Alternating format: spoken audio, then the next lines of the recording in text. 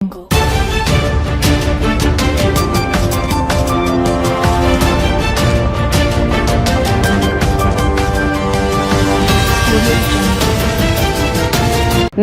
आज तक 24/7 न्यूज में आपका स्वागत है और मैं हूं आपके साथ निकिता श्रीवास्तव। आइए रुक करते हैं आज की तमाम बड़ी खबरों का। जिले के टोकला गांव में संचालित एक पटाखा फैक्ट्री में हुए जोरदार धमाके ने पूरा इलाके को ही दहला दिया। दिनांक 14 मई 2026 को public inter college Jahangirpur Gautam Buddha Nagar में मुख्यमंत्री योगी आदित्यनाथ द्वारा चलाई गई महत्वाकांक्षी प्रोजेक्ट अलंकार योजना के अंतर्गत एक ऑडिटोरियम का शिलान्यास जेवर विधानसभा क्षेत्र के विधायक ठाकुर धीरेन्द्र सिंह ने विद्यालय की छात्राओं के द्वारा फीता कटवाकर किया। इस अवसर पर विधायक के साथ विद्यालय के प्रधानाचार्य कुलभूषण शर्मा और क्षेत्र के गणमान्य जन, जहांगीरपुर नगर पंचायत के अध्यक्ष गजेंद्र मीणा, प्रबंध समिति के निवर्तमान अध्यक्ष एजफीर सिंह और केशव जैन ठाकुर, संजीव सिंह, सीताराम शर्मा, विजय अग्रवाल ठाकुर, अरविंद सिंह, दीपक चौधरी और राजेंद्र राणा, प्रदीप गहलोत आदि सैकड़ों लोग मौजूद रहे। देखिए, जहांगीरपुर हमारा इम्पोर्टेंट कस्बा है, क्योंकि यहाँ जेवर एयरपोर्ट बनने जा रहा है। बनने क्या जा रहा है, 15 जून से फ्लाइट स्टार्ट है और जनपद बुलंदशहर अलीगढ़ की सीमा पर स्थित है। यहाँ जो विद्यालय है हमारा, उसमें काफ़ी संख्या में छात्र छात्राएं लाभान्वित होते हैं। तो हमारे प्रदेश की एक योजना चल रही है, अलंकार योजना, जिसके तहत यहाँ तकरीबन 1,40,00,000 रुपए की लागत से एक बेहतरीन ऑडिटोरियम का निर्माण हो रहा है, जो बच्चों के कलात्मक और सांस्कृतिक प्रतिभाओं को भी निखारने का माध्यम बनेगा। और कोई फंक्शन अगर होगा जहांगीरपुर या आसपास, तो उन लोगों के भी काम आएगा। तो आज उसका भूमि पूजन था, इसी सिलसिले में मैं आया हुआ था। और हम शीघ्र ही जहांगीरपुर में एक ट्रैफिक पार्क भी बनवा रहे हैं CSR फंड से, क्योंकि हमारे जनपद में जो ट्रैफिक पार्क था वहाँ कमिश्नरेट बन गई, पुलिस कमिश्नरेट, इसलिए आवश्यकता महसूस हो रही थी। इसलिए इसे मैं जेवर विधानसभा में बनवा रहा हूँ। और जहांगीरपुर के पास हमें जगह उपलब्ध हो पाई है, इसके लिए काफ़ी ज़मीन की आवश्यकता होती है, 5 एकड़।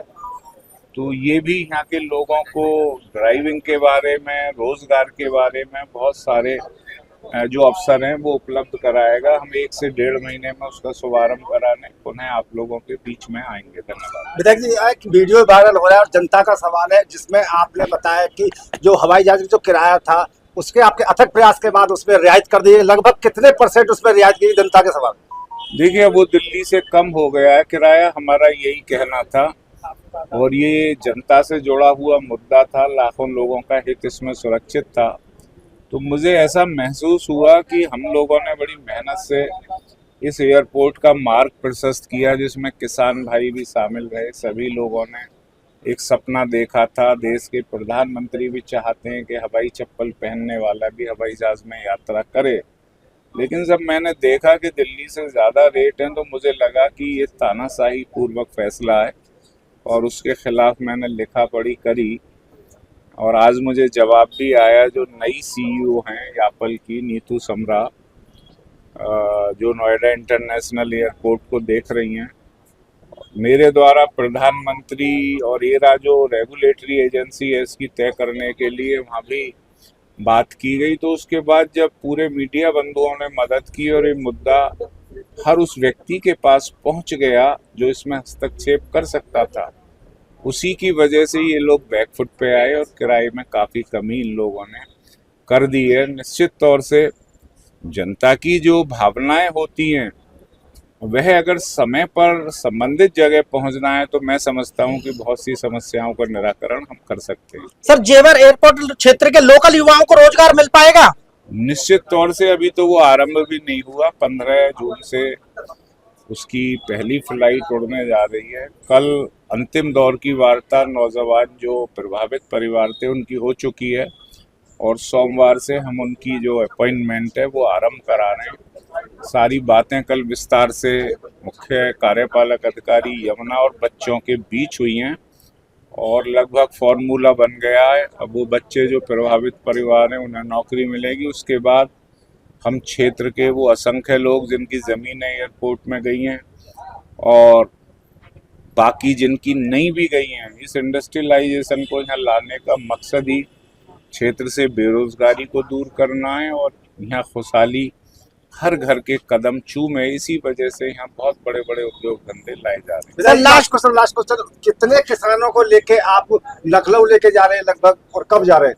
अभी उस विषय में मेरी मुख्यमंत्री जी से फाइनल स्तर की वार्ता होनी है। मैं 1-2 दिन में लखनऊ जाऊंगा। चूंकि हमारा एक सपना था कि जिन लोगों की जमीनें गई हैं वो लोग पहली उड़ान से हवाई यात्रा करें और देखें कि विकास के क्या मायने होते हैं।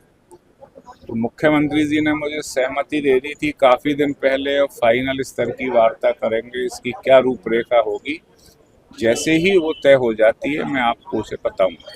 सर जैसा कि आपके माध्यम से अभी सूचना मिली है कि जहांगीरपुर क्षेत्र में ट्रैफिक पार्क बनने जा रहा है, तो यहाँ के क्षेत्र की जनता को उसके क्या कुछ लाभ मिलेंगे? देखिए, ट्रैफिक पार्क अपने आप में एक ऐसी योजना होती है। आप देख रहे हैं कि आने वाले समय में यहाँ यातायात का दबाव बढ़ेगा और लोग त्रस्त हो जाएंगे यहाँ भारी ट्रैफिक की वजह से। यातायात ट्रैफिक जो पार्क होता है वो एक ऐसा माध्यम है जहाँ लोगों को अंतर्राष्ट्रीय स्तर की ट्रेनिंग दी जाती है। जब बच्चे ट्रेंड हो जाएंगे तो उन्हें रोजगार के भी अवसर प्राप्त होंगे। अगर उसका सर्टिफिकेट होगा ट्रेनिंग सेंटर का बच्चों के पास, तो उन्हें बहुत सारी जगह नौकरी मिल सकती है। और यातायात पार्क बनने के बाद में हमारे जनपद के दूरस्थ जगह के लोग भी यहाँ ट्रेनिंग के लिए आएंगे, तो निश्चित तौर से उससे यहाँ के स्थानीय लोगों का फायदा होगा। उन्हें छोटे छोटे काम करने के अवसर मिलेंगे। बहुत बहुत धन्यवाद। गीता ठाकुर की रिपोर्ट।